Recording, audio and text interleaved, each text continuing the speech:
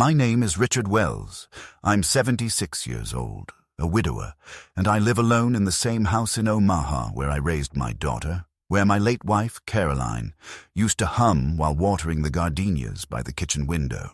The house creaks in the winter and floods a bit in the spring, but it's my anchor, the only place that still remembers who I used to be. I retired 15 years ago from the community college, where I taught literature for nearly 3 decades. I thought retirement would be a time of peace, of books and gardening, of morning walks and the quiet dignity of growing old. But life had a different script for me. One that starts with silence and ends with a kind of ache that makes your bones feel hollow. I wake up each morning to a heavy quiet, a stillness that no radio can fill. My day begins with the same routine. I boil water on the gas stove, measure out the coffee grounds like Caroline used to, 2.5 scoops, no more, no less, and pour it slowly into her old mug that says, "World's Best Teacher," in faded red letters. I make toast, sometimes with jam, sometimes just dry, and I sit by the window that overlooks the street. I watch the mailman, the joggers, the young mothers with strollers, and pretend I'm not invisible to them. I don't mind the solitude, at least not all of it. I can handle being alone. What I can't handle is being erased.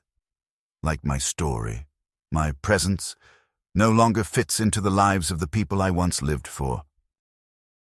My daughter, Deborah, used to call every Sunday evening after church. "How's the old man?" she'd say with a laugh, her voice clipped and efficient, always multitasking.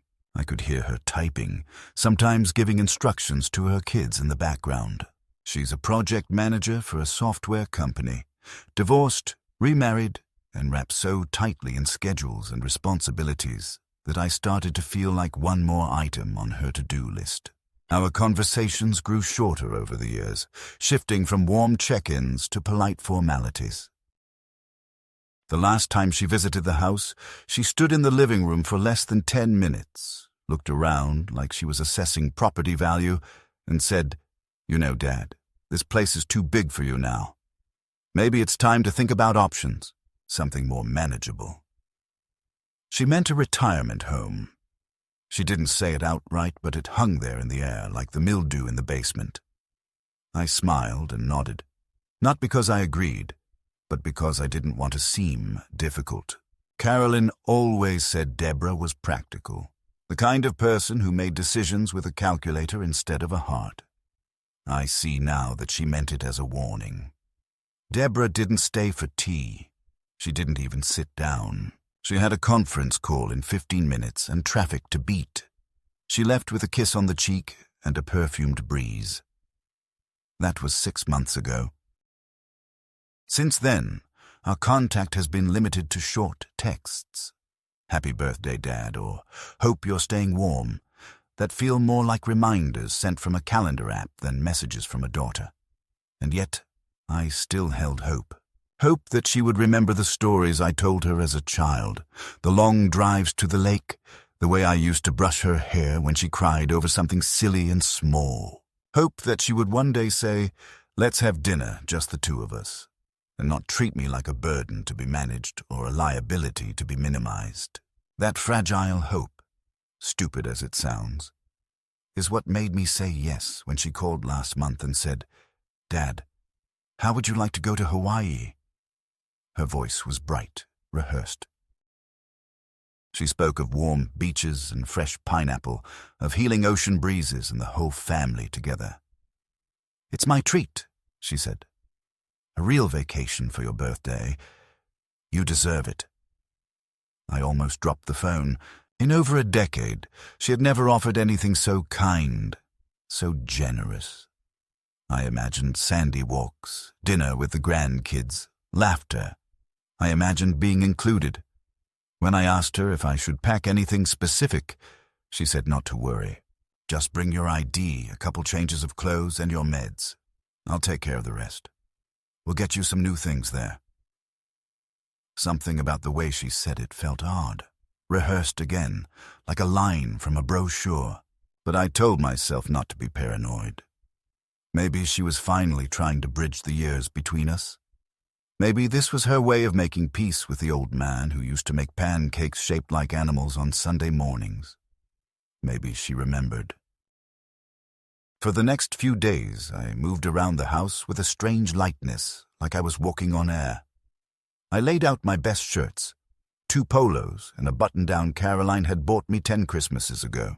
I packed the old leather bag I used when Caroline and I went to Santa Fe that one summer before the diagnosis. I even trimmed my beard and dusted off my straw hat. The night before the trip, I barely slept. I imagined what the kids would say. "Grandpa, I can't believe you're here." I imagined Deborah smiling at me, not out of obligation, but out of love. She picked me up in the morning, just after sunrise. She was wearing sunglasses and had coffee in a cup holder, her car idling in the driveway like it had somewhere better to be. "Hop in, Dad. We're on a tight schedule," she said, and I obeyed. I asked about Carl, her husband. Were they bringing the kids? She said Carl was already at the airport, handling the luggage and checking in. "You know how he is, Mr. Efficient," she joked. I laughed, though I'd never been particularly close with Carl. Something about his eyes always felt like he was sizing me up. The drive to the airport was quiet. Deborah answered a few work calls, laughed politely at things I didn't understand. She barely looked at me. When we arrived, she parked at the departure curb. "Here we are, Terminal B," she said, handing me an envelope with my boarding pass and a printed itinerary. "Just go straight to Gate 17. They'll help you with anything you need." I reached for my suitcase, and she gave me a quick hug, the kind you give to acquaintances, not fathers. "Have fun, Dad. We'll see you soon." And then she was gone. No walk to the gate, no wait to see if I got through security. Just the tail lights of her car vanishing into airport traffic. I stood there for a minute, watching the crowd swirl around me. Families laughing, couples holding hands, kids dragging bright backpacks behind them. I looked down at the boarding pass in my hand, expecting to see Honolulu printed in bold letters. Instead, it said Tulsa. One way, no return date. I stared at it, confused at first. Then a chill ran through me, one I hadn't felt since the day Caroline died, and I realized I'd be sleeping alone for the rest of my life. I looked up, searching for Deborah's car, but she was gone. The woman at the airline counter confirmed it. Yes, the ticket was valid. Yes, it was non-refundable, and no, there was no return flight booked. My hands trembled. My legs felt weak. For a moment, I just stood there, an old man with a useless suitcase and an envelope full of betrayal. That's how my story begins. With a boarding pass to nowhere and a daughter who decided her father was no longer part of her life. But what she didn't expect, what no one expected, was that I would come back. And I would come back with more than just anger. I would come back with a plan. I don't remember walking from the airport entrance to the gate. My feet must have moved on their own, guided by habit or sheer disbelief, because my mind was somewhere else entirely, caught in a spiral of questions and slow-forming realizations that began to calcify in my chest. Tulsa, not Honolulu, not even a layover city, just Tulsa, a dusty, landlocked town I'd only ever passed through on road trips in the 1970s. And this wasn't just a mistake. This was deliberate. My daughter had looked me in the eye that very morning and spoken of beaches and coconuts, of sunsets and luau's, of our family finally coming together again, and now I was holding a ticket to a city that had nothing to do with anything she'd promised. I should have turned around right then. I should have walked out, demanded answers, demanded she come back. But I didn't. I sat there at the gate, in one of those cold metal chairs near the window, clutching the envelope like it might still transform into something else if I held it tightly enough. The woman at the gate counter looked at me with vague concern when I asked again if there was any mistake. if perhaps this was just a wrong booking. She clicked through her computer, confirmed my name, and repeated gently that the flight was real, that it was boarding in 40 minutes, and that I was free to change it at my own expense if I wanted, though no refunds would be available for the original fare. Her voice was kind but indifferent, the way you speak to an elderly man who's obviously confused but not yet disruptive enough to call for assistance. I found a quiet corner near the windows, away from the others waiting to board. I opened the itinerary Deborah had given me, now half wrinkled from my grip, and scanned the paper. There was a hotel address listed in Tulsa, a modest motel near the city's outskirts, a place I recognized as a budget chain. There were no accompanying instructions, no mention of who would meet me, how long I would stay, or what I was supposed to do once I got there. Just an address, a check-in time, and my name. I reached for my phone out of instinct, only to remember that I hadn't brought it. Deborah had insisted. "Take a break from all that, Dad," she said as I zipped my suitcase closed. "You won't need it where we're going." That had felt almost poetic at the time. A bit of freedom from constant beeping and buzzing. Now it felt ominous. Now it felt like a calculated removal of the only lifeline I had. The flight boarded on time. I don't remember the takeoff or much of the flight itself. I sat wedged between a teenage boy with headphones and a middle-aged woman who didn't speak English and offered me a bag of crackers. I politely declined. I stared out the window, though there was nothing to see but clouds and then fields and then more clouds. I tried to make sense of it all. Why Tulsa? Why at all?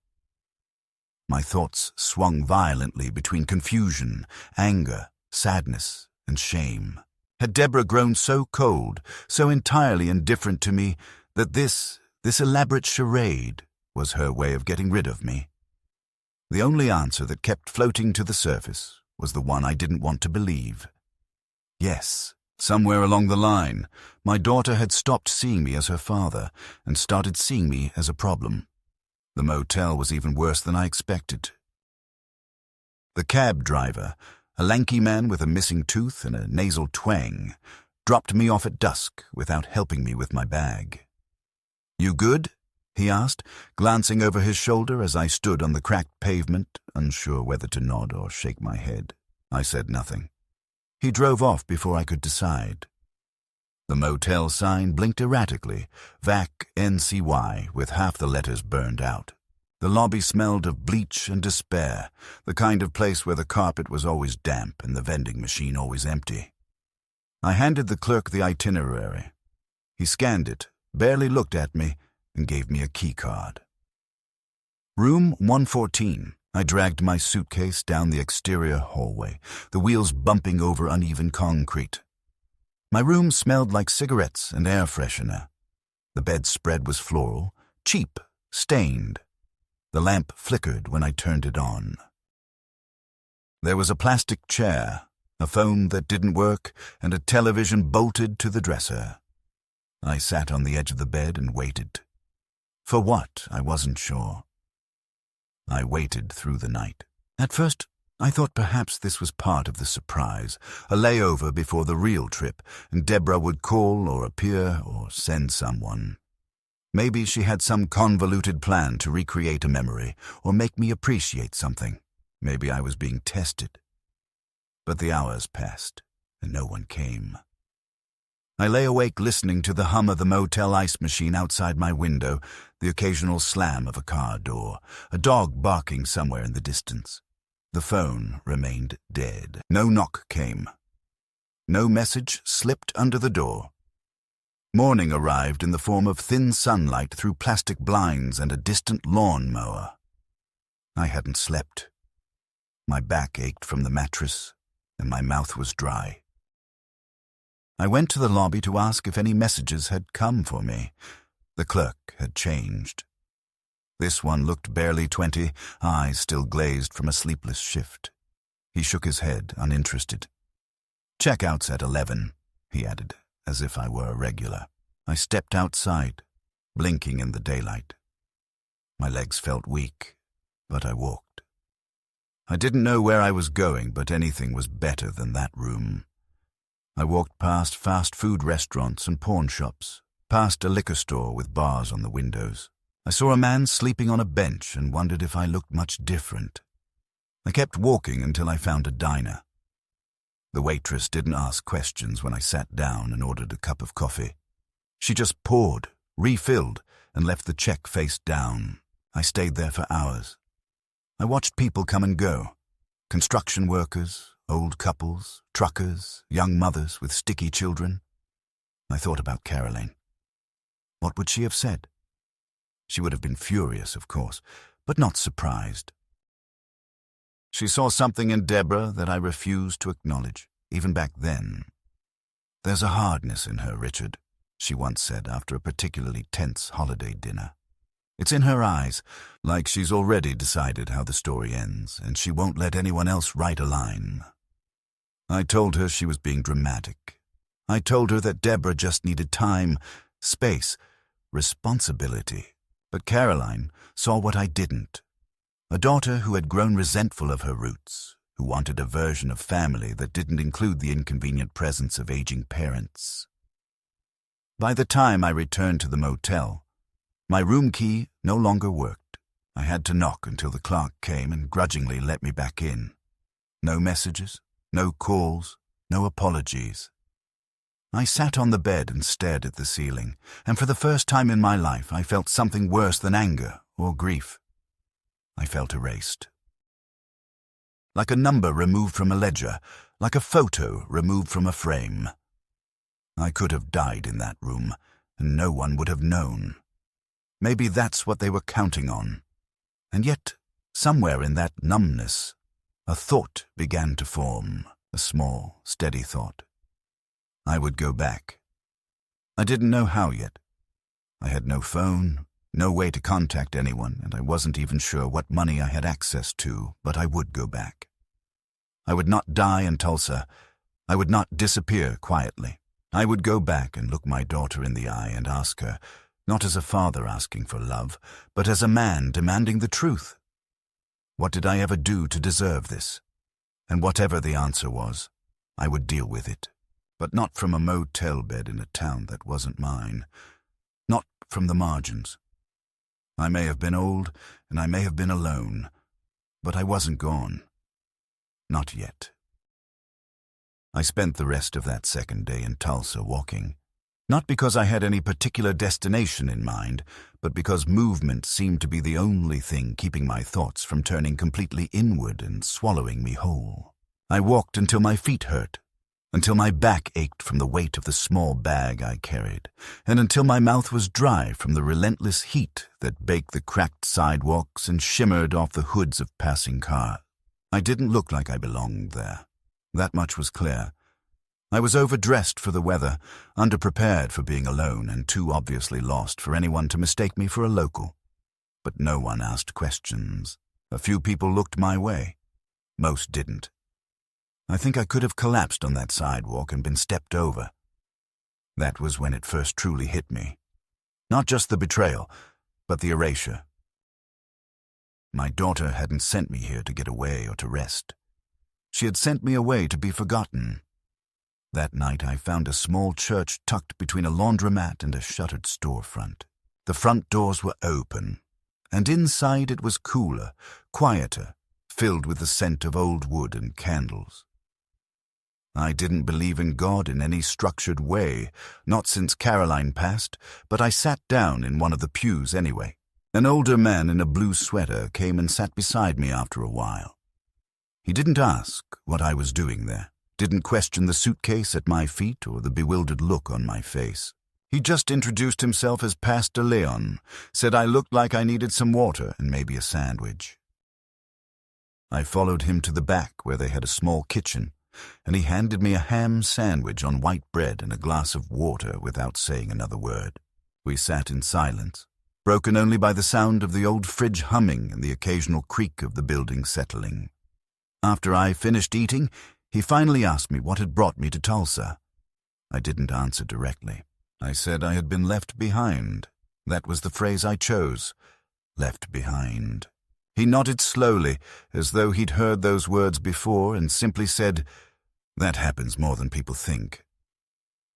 He let me sleep in one of the rooms behind the sanctuary, on a cot with a blanket and a pillow that smelled of storage.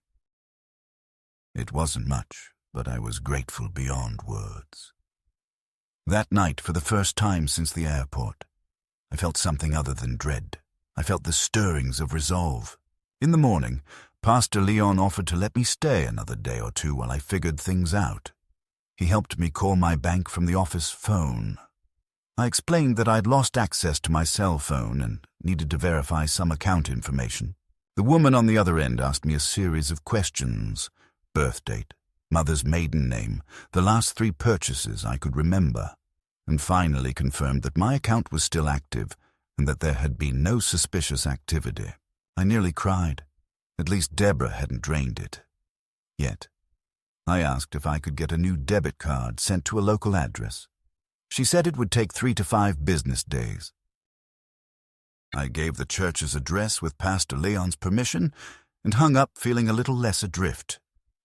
The next call was to a nearby branch of the airline. They had a kiosk downtown. I took a bus, using coins Pastor Leon had found in the church office, and explained my situation to a young woman behind the counter. She looked skeptical at first. An old man with no ID, no phone, no concrete return plan. But I had my driver's license in my wallet and the stub from the Tulsa flight. That was enough. She booked me a one-way ticket to Omaha for the next day. The price was steep, nearly $500, but I had enough in my wallet to cover it in cash. I wouldn't have much left afterward, but I didn't care. I just needed to get home. That night, I lay awake again, staring at the ceiling of the church room, my fingers curled into the edge of the cot. I kept replaying the moment in the car, just before Deborah dropped me off. The way she had smiled, too wide, too bright, the way she had hugged me with only one arm, the way she had said, "We'll see you soon," a phrase that now echoed with layers of cruelty I hadn't heard before. And I remembered something else. The way she had asked me to leave my phone, how she had packed my bag for me, how she had promised to take care of all the arrangements. It hadn't been kindness. It had been control. She hadn't wanted me reachable, hadn't wanted me to know the details. She had wanted me isolated, useless, forgotten. The flight home was quiet. I sat in a window seat again, but this time I didn't look out. I stared at the seat in front of me, my hands gripping the armrests, my thoughts turning over like a slow, painful machine. What would I do when I got back? My home would still be there, presumably. My accounts were still in my name. But what then? Pretend it didn't happen. Confront Deborah. Try to fix something that had already been broken beyond recognition. By the time we landed, I still didn't know. I took a cab back to my house and paid the driver with the last of my cash. The house was just as I had left it. Quiet, dim, smelling faintly of old books and dust. I stood in the doorway for a long time, my suitcase still in hand, feeling like a ghost returned to his former life. I made coffee. I sat at the kitchen table, staring at the same spot on the linoleum floor where Caroline used to drop her tea bag every morning without fail. And then I picked up the house phone, the one mounted on the wall like some relic from another time, and I called Deborah. She didn't answer. I left a message. "Deborah, this is your father. I'm back home. We need to talk." I kept it calm, polite, unthreatening. Then I called again an hour later. Still no answer. That night I checked my mailbox for the first time in a week. Among the flyers and bills was a letter from a lawyer's office. One I didn't recognize. I opened it slowly, my hands already shaking. It was a formal notice.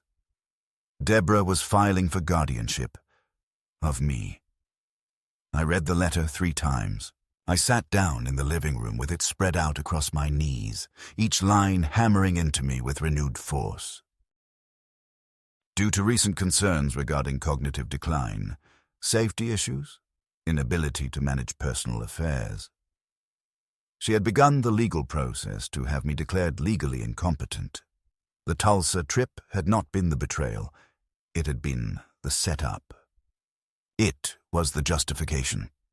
She had created a situation in which I would seem lost, confused, helpless. A man found in a strange city with no return ticket, no phone, no contact.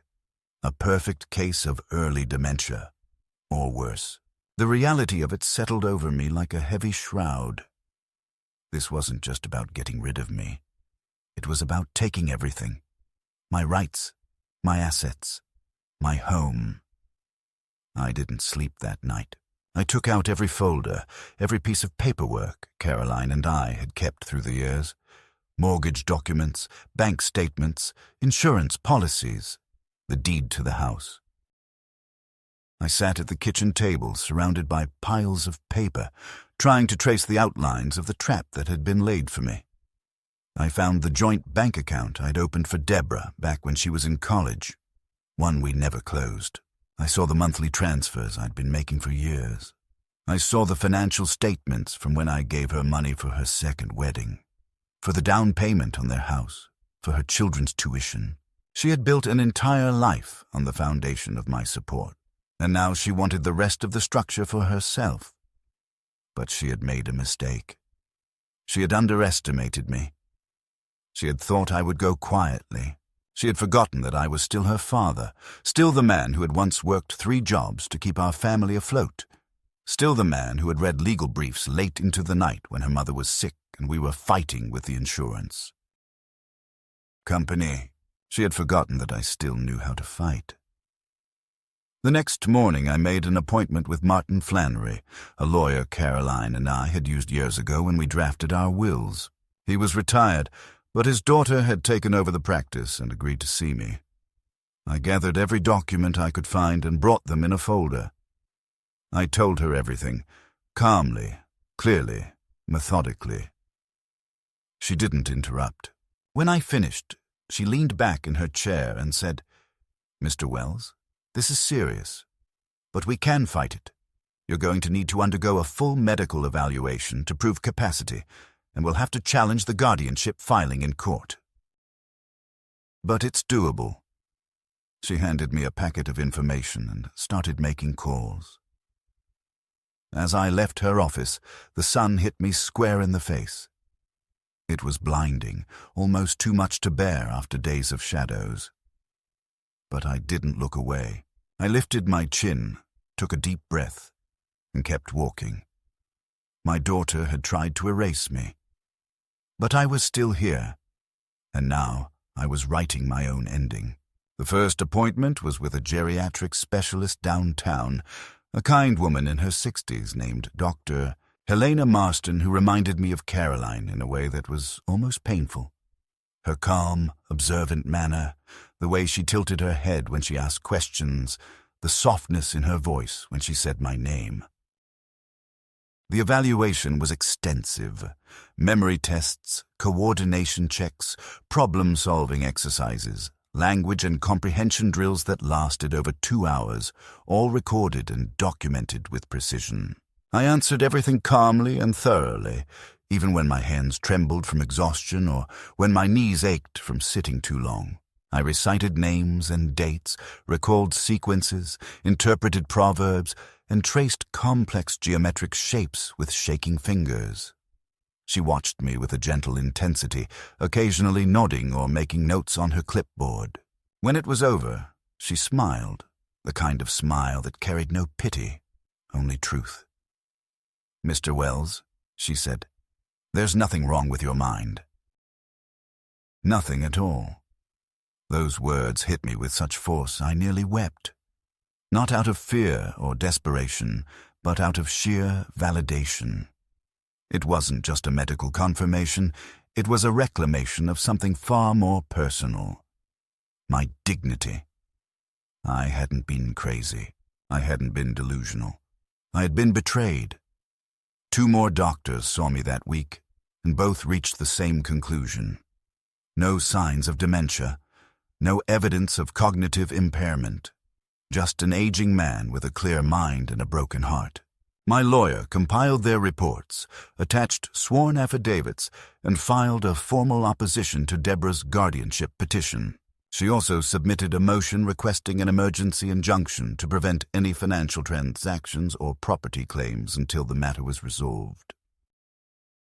I watched her move through this legal world with ease and grace, and I realized that while Deborah may have been strategic, she had made a fatal error in underestimating how quickly a wronged man can act once he knows the truth. A week later, I received another letter, this time from Deborah's lawyer. It was slick, full of phrases like, "Our client is concerned," and "in the best interest of all parties," carefully written to sound reasonable while still casting me as unstable and confused. What rattled me most wasn't the language. It was the confidence. They clearly believed they had built a case so airtight that my rebuttal would collapse under scrutiny. They had no idea that I'd already returned. No idea that I'd passed the evaluations. No idea that I was already 3 steps ahead of them. That was when I made a decision I hadn't expected. I drove to Deborah's house. It wasn't a spontaneous act. I had rehearsed it a dozen times in my head, but it still felt like stepping onto a battlefield without knowing if the bullets were real. She lived in a newly developed suburb on the west side of town, where all the houses looked vaguely identical, and the grass was always trimmed too perfectly. Her driveway was empty. Carl's car was gone too. I rang the doorbell with a trembling hand, unsure if I wanted her to answer, but she did. She opened the door in a soft cardigan and slippers, her hair pinned up, no makeup on. She blinked like she'd seen a ghost. "Dad?" she said, her voice cracking at the edges. "What? How?" "I'm back," I said simply. "You weren't expecting that, were you?" She stared at me, silent for a moment before stepping aside to let me in. I entered the foyer, noticing immediately how little of me remained in her life. No photos of Caroline. No family pictures with me. Just a sleek, sterile interior that looked like it had been lifted from a catalogue. She led me to the kitchen. We sat at a granite island, facing each other like strangers negotiating a truce. I placed the envelope with the medical evaluations in front of her. She didn't touch it. "I know what you did," I said. "Tulsa wasn't a mistake. It was a plan. You sent me there to make me look incompetent. You wanted guardianship so you could take everything." She didn't deny it. Not immediately. She looked down, her hands clasped tightly together, and said, "I was worried about you." "No," I said sharply. "You were worried about the money, about the house, about what would happen if I lived too long and you didn't get what you think you're owed." She flinched, just slightly, and then her face hardened. "You don't understand what it's like, Dad. I've been carrying this family for years. Carl lost his job last year and didn't tell anyone. The kids' tuition, the mortgage, the medical bills. You think we're swimming in money, but we're drowning." "So you decided to let me drown instead?" I asked. "You decided I was worth more as a silent signature than as a living person?" Her eyes welled with tears, but I didn't move. I didn't reach out. "Not this time." "I didn't want to hurt you," she whispered. "But you did," I said. "You didn't just hurt me. You buried me, and now you're going to find out that I don't stay buried." I stood to leave, but she grabbed my wrist. "Please don't do this. We can fix this." "No," I said. "We can't. You tried to erase me. You almost succeeded. But you forgot one thing, Deborah. Memories aren't proof of weakness. They're proof I've lived long enough to know who I am." She let go. I walked out. I didn't look back. That night, back in my house, I sat at Caroline's old writing desk and began drafting something I never thought I'd need. A new will. One that made sure Deborah received nothing.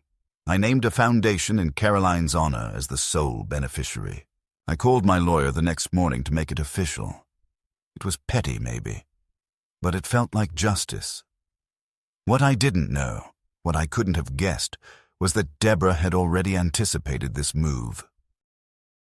2 days later, her lawyer filed a counter-motion, now including a notarized statement from a friend of the family who claimed I had shown signs of paranoia and forgetfulness for months.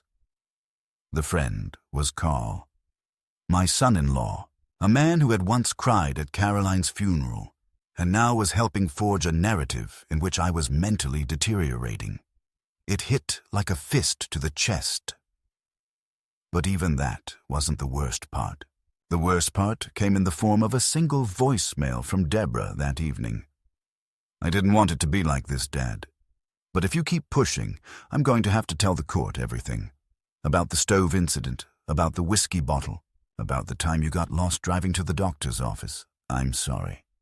But you're leaving me no choice. All of it was lies, half-truths twisted into weapons.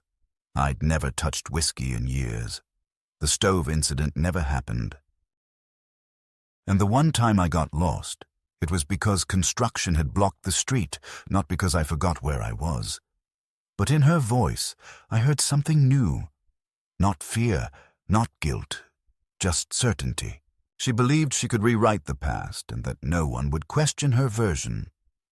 But she was wrong. I didn't erase the voicemail. I saved it. I copied it.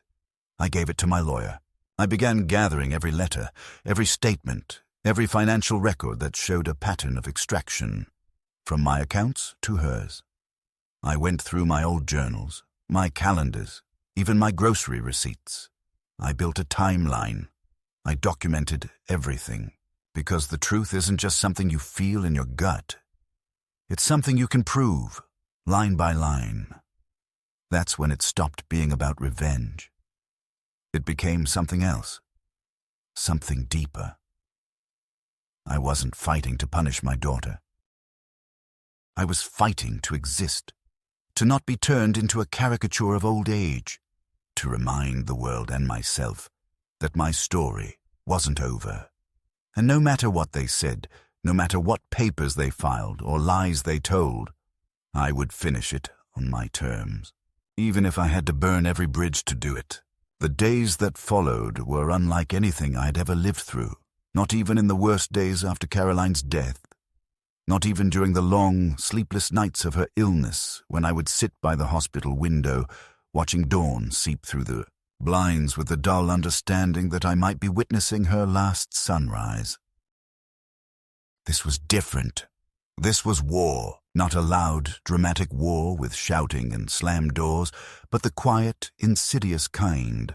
The kind fought with legal motions, forged documents, insinuations whispered in court corridors, and character assassination carried out in conference rooms by people who used to kiss you on the cheek and call you Dad. Every morning I rose with a strange mixture of dread and determination, pulling myself into my clothes like armor, reviewing timelines, rechecking paperwork, collecting receipts, medical, reports, bank statements, phone records, anything that might help prove what had really happened, that I was neither senile nor paranoid, that I had not lost my way but had in fact been strategically displaced and made to look like I had. My lawyer, Amanda Royce, was a quiet woman in her 40s with a mind like a trap and a temperament forged from years in probate litigation. She didn't waste words. She didn't soothe. She fought. Every time I brought her something, an old checkbook with annotated notes, a birthday card from Deborah that casually mentioned how sharp I was for my age, a voicemail where Carl referred to me as completely lucid. She nodded with that same tight smile and said, "That helps." Over time, she assembled a case so airtight it could suffocate the lies trying to slither into court. Still, the pressure mounted. Deborah wasn't backing down. If anything, She was doubling down, submitting additional declarations from her friends, from a neighbor who once saw me watering plants at night and called it erratic behavior, from a pharmacist who remembered me asking for clarification on dosage, instructions, and found it concerning for someone his age. The world, it seemed, was more than willing to believe I was losing it. One afternoon, I received a subpoena to appear for an independent evaluation by a court-appointed psychiatrist, someone selected by Deborah's legal team. Amanda warned me it was a trap. "They want to catch you off guard," she said, "to make you emotional, confused, easily rattled." I arrived at the office early, dressed in my best shirt and slacks, Caroline's old watch on my wrist like a charm. The psychiatrist, a pale man in his 60s with eyes that never quite made contact, asked me a series of questions meant to provoke, to disorient, to lead me into contradictory statements. But I answered slowly, precisely.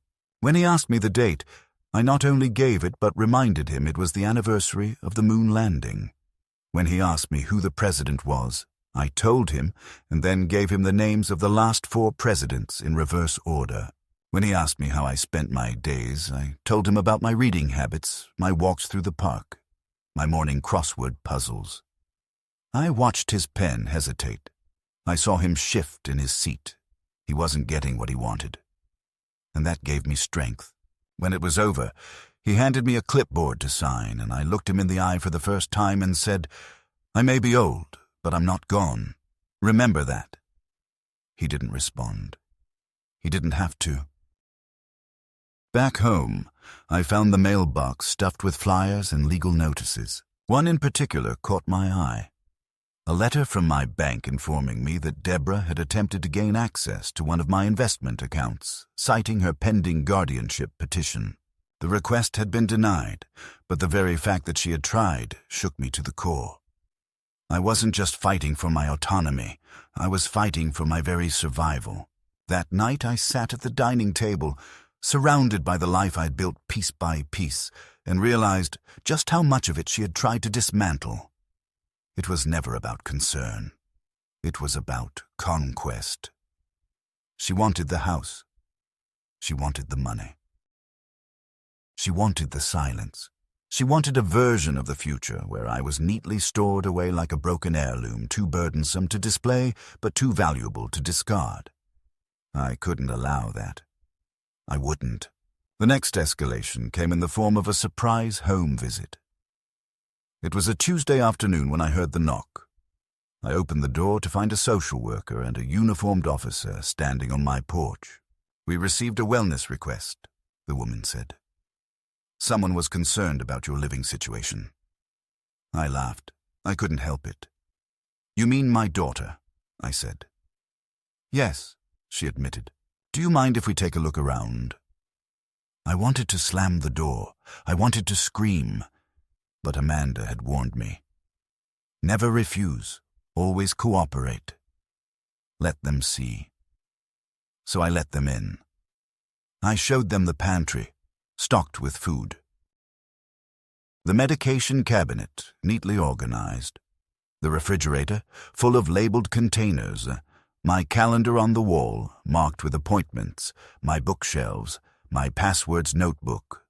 My copies of every legal document. My journals. My filing system. My typed emergency contacts. I showed them everything. By the time they left, the social worker looked almost embarrassed. "You seem very self-sufficient," she said. "I've had to be," I replied. "People have tried to take that from me."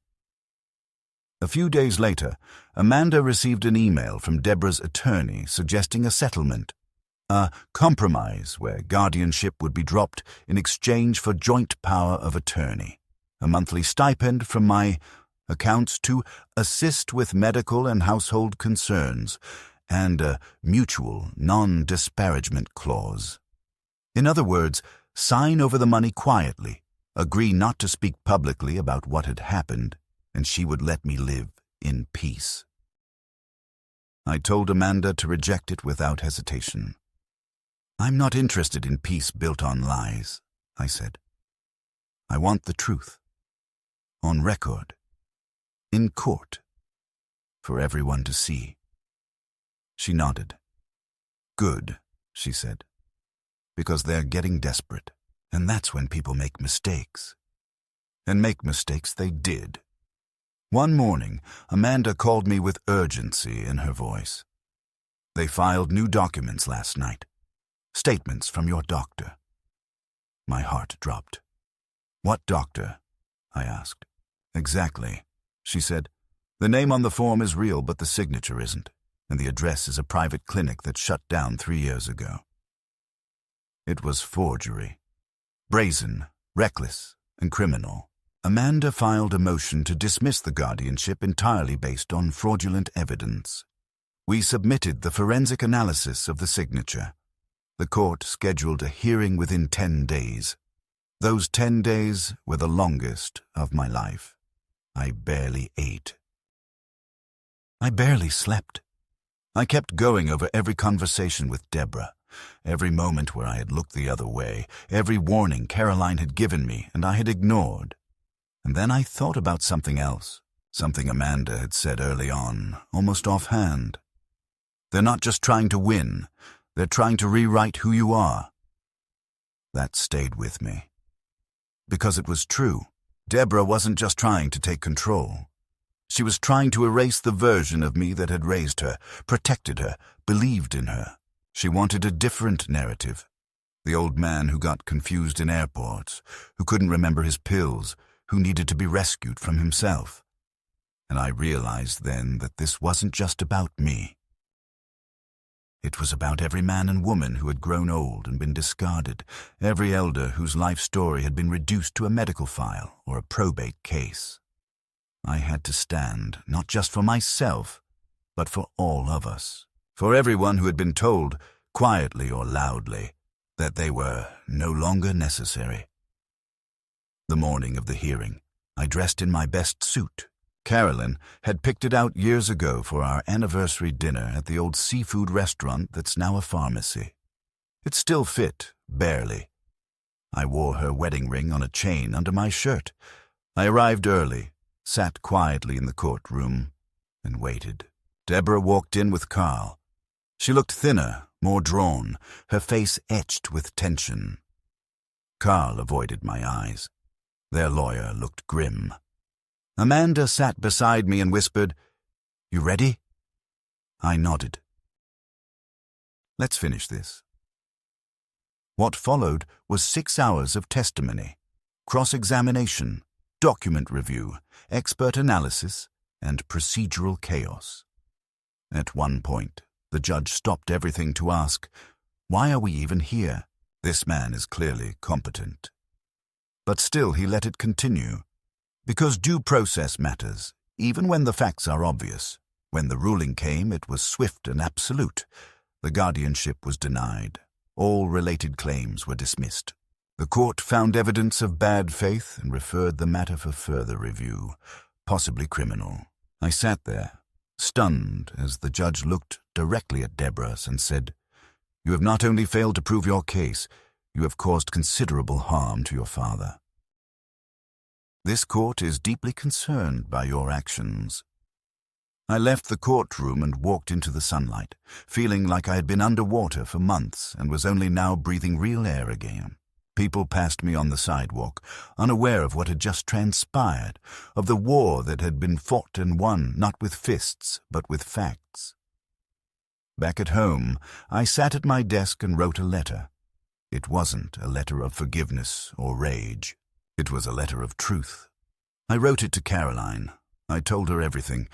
About Deborah, about the court, about how close I'd come to vanishing, and how I'd come back. I sealed it and placed it in her old jewelry box, the one with the little ballerina that no longer danced.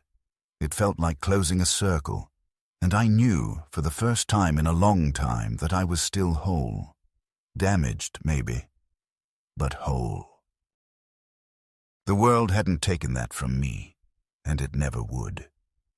In the days after the court ruling, I didn't feel victorious in the way I'd imagined during those endless nights staring at the ceiling and wondering if I would ever be believed.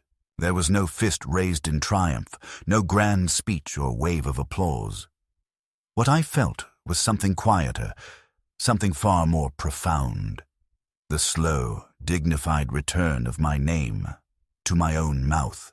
The reclamation of my own story, not as told by others, not distorted through court filings or whispered slander, but as I had lived it. Flawed, stubborn, aging, yes, but lucid and real and undeniably mine. I no longer walked through my house like a ghost. I touched the walls with the reverence of someone who had almost lost everything, ran my fingers along the bookshelf Caroline once organized by theme and not alphabet, poured myself a cup of coffee in her chipped mug and stood on the porch listening to the birds without wondering if someone was watching, evaluating, planning to lock me away. The chains had been lifted, but the bruises remained invisible and deep. A truth I could not share with anyone who hadn't known what it meant to be methodically disassembled by your own flesh and blood. I'd stopped calling Deborah. She hadn't called me either. The silence between us was no longer filled with potential or hope. It was thick with finality. And yet, there was still one piece left unresolved, one thing that I had carried like a stone in my pocket since the day I returned from Tulsa. I had not yet told the truth publicly. The legal victory was official, yes, but the story remained private, hidden behind court seals and privileged documents. The world still believed I was simply an old man who had filed some bitter lawsuit against his daughter. They didn't know the truth, and something inside me could no longer tolerate that. I made the decision one evening while sorting through Caroline's things. I found a cassette recorder, yes, a real one, from the 90s, tucked away in a shoebox labeled Memories. Inside were tapes of our daughter's school plays, our anniversary dinners, Caroline's voice reading poems she'd written late at night when she couldn't sleep, and among them, one unlabeled tape. When I played it, my knees nearly buckled. It was a recording I'd accidentally made on the day Deborah dropped me off at the airport. My phone, in my jacket pocket, had begun recording without me noticing. I had thought she took my phone entirely, but she had just powered it off after I went through security. When I returned, I had tossed the phone aside and never thought to check. But there it was. The drive to the airport, the casual remarks, the silence in between. And then, just before we reached the curb, her voice, low and tense, speaking to someone on the phone using her Bluetooth headset. He doesn't suspect anything. He thinks it's a vacation. Tulsa's booked. Motels confirmed. After that, we'll file. I told him not to bring his phone so he can't contact anyone. It's perfect. Just get the paperwork ready. We'll be able to show the court he's wandering, confused, abandoned. After that, the house is ours. He won't even see it coming. Those words, preserved by chance, now sat in my hands like a weapon. Not just proof, but confession. I listened to it again and again until I had every syllable memorized. The cadence of her voice, the chilling calculation in her tone. It wasn't the voice of a daughter. It was the voice of a predator. The next morning, I called Amanda. I asked her what it would mean if this tape was submitted to the State Elder Abuse Review Board. She was quiet for a moment, then said it would trigger a full investigation. They'll subpoena everything, communications, financial records, witness statements. And if they find what I think they'll find, your daughter could face criminal charges. This isn't just unethical, it's illegal. I asked if it was too late. She said it wasn't, that we still had options, that justice didn't end with the court ruling, it could still unfold in full. I thanked her, hung up the phone, and sat in silence for nearly an hour. I wasn't trembling. I wasn't crying. I was remembering the way Deborah had once crawled into bed with Caroline and me after a nightmare. The way she had stood in our kitchen at 12 years old, proud of a B+ on a science test. The way she had held Caroline's hand in the hospital room and whispered, "I'll take care of him, I promise." And then I remembered Tulsa, the motel, the silence, the letter from the lawyer, the lies, the forged signatures, the police on my doorstep. I took the cassette tape and placed it in a padded envelope with a copy of my affidavit and a notarized statement. I mailed it that afternoon to the Nebraska Department of Health and Human Services. I did not write a return address. 2 weeks later, an investigator contacted me. The man's voice was calm and deliberate. He explained that the audio had been verified and that formal proceedings were beginning. He thanked me for my courage. I thanked him for listening. I didn't ask for updates. I didn't want them.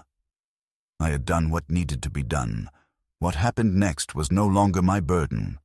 But something else happened that I didn't expect. A week after the investigator's call, I received a package in the mail. No note. No sender. Inside was a silver picture frame, the one from Deborah's hallway that used to hold a photo of me and Caroline on our wedding day. It was empty, just the frame. At first I didn't understand. Then I realized it was a message. A threat, or maybe a plea, a reminder of what was now broken beyond repair. I placed the frame in my desk drawer. I didn't throw it out. I didn't hang it up. I kept it as it was, hollow. And then, for the first time since all of this began, I cried. Not quietly, not stoically. I cried like a man whose heart had finally been cracked in the place he'd been guarding most. Not because I had lost, but because I had won. And in winning, confirmed what I had feared most. That the person I had loved and protected and believed in, the person I had lifted and carried and forgiven again and again, had never really seen me as anything but useful. And when I ceased to be that, she had put me down, efficiently, without a second thought. That night, I sat at the kitchen table with the lights low and Caroline's ring beside my hand. I spoke aloud, not to her spirit or to the silence, but to the memory of her wisdom. "You were right," I said. "You saw it before I did. You warned me, and I failed to believe you. But I see it now. I see it all, and I'm sorry I didn't see it sooner." In the morning, I made a final call to my lawyer. I asked her to prepare 2 documents. The first was a revised trust that placed all my assets, home, savings, investments, into the hands of an elder support foundation. The second was a personal letter of testimony to be included in the state's case file, not to seek revenge, not to punish, but to record, to ensure the truth in my voice was preserved. She agreed, and within days, it was done. I stood on my front porch after signing those papers and looked out at the neighborhood I'd lived in for 40 years. The trees were beginning to turn, the air thinning with the early warning of fall. Across the street, a child I didn't know waved at me. I waved back. I didn't know what tomorrow held, but I knew what today meant. Today, I had reclaimed my life, not from time, not from death, but from the very people who had tried to write me out of my own story. That was the climax, not in thunder, but in truth. And from that point on, I no longer lived in fear. The months that followed passed with a strange stillness, a kind of hush that settles over the world after a long storm, not because everything is healed, but because the noise has finally stopped. I found myself moving more slowly, not from age, but from the gravity of what had unfolded, the sheer weight of betrayal and justice, and the silence that now filled the space where my daughter's voice used to be. The state investigation went forward, but I kept my distance. I received periodic letters confirming receipt of documents, brief updates about subpoenas and testimony, quiet acknowledgments that the wheels were turning and the truth was being pursued beyond my hands. I had no desire for vengeance anymore. The feeling had burned itself out, leaving behind something harder and colder. Clarity. I no longer hoped for apology. I no longer waited for redemption. I understood something now that I hadn't wanted to believe before. Some fractures cannot be mended, and not all losses come with mourning. Some arrive wrapped in smiles and promises, and only when they've passed through you do you see what they've taken. I resumed my life not as it was before, but in a new rhythm. I went to the library twice a week. I joined a small community group of retired educators who met to discuss poetry and current events. I began volunteering at a local food pantry, stocking shelves and helping elderly clients fill out forms they didn't understand. These things did not erase the pain, but they gave me shape again, gave my days a texture and a sound beyond silence. I kept Carolyn's garden alive, trimming the rose bushes and humming the same hymns she once sang under her breath. I even brought the cassette recorder out again, not to record anyone else, but to speak. I spoke my days into tape, what I saw, what I remembered, what I wanted to say when there was no one left to say it to. It wasn't for evidence anymore. It was for permanence. One afternoon, nearly 6 months after the hearing, I received a letter from Deborah. It was handwritten, not typed, and I knew before I opened it that it would not contain what I once would have begged for. I sat at the kitchen table and read each word carefully, as though it might combust in my hands. She wrote that she regretted how things had turned out. Not what she had done, but the outcome. She said the investigation had taken a toll on her family, that Carl had been let go from his new position due to the public nature of the inquiry, that the children were asking questions. She didn't ask for forgiveness. She didn't confess. But she asked, in quiet, ambiguous phrasing, if there might be a way to rebuild. I folded the letter once, then twice, then slid it into the back of the drawer where I kept Caroline's ballerina box. I didn't write back. In the winter, I turned 77. I didn't throw a party. I didn't receive any calls from Deborah, but I did receive a card from the granddaughter I hadn't seen since she was 10. Inside, she'd written, "Grandpa, I don't know everything, but I hope one day we can talk. I remember your pancakes. I still dream about them." I held that card in my hand for a long time. A long, long time. It was the only thing in months that made my eyes burn again. I updated my will one final time. I left a letter for my granddaughter. Not instructions, not conditions, just my voice, my side of the story, my love and my hope that she would live a life where no one ever made her feel expendable. I kept the house. I kept my name. I kept the truth. And in the quiet of that winter evening, as snow blanketed the porch and the wind rattled the window panes, I sat in my armchair, Caroline's Afghan over my knees, and felt something I had not felt in years. Not joy, not peace, but steadiness. I was still here, and that mattered. Because in a world where people are discarded, erased, and rewritten, simply surviving with your truth intact is the greatest act of defiance there is.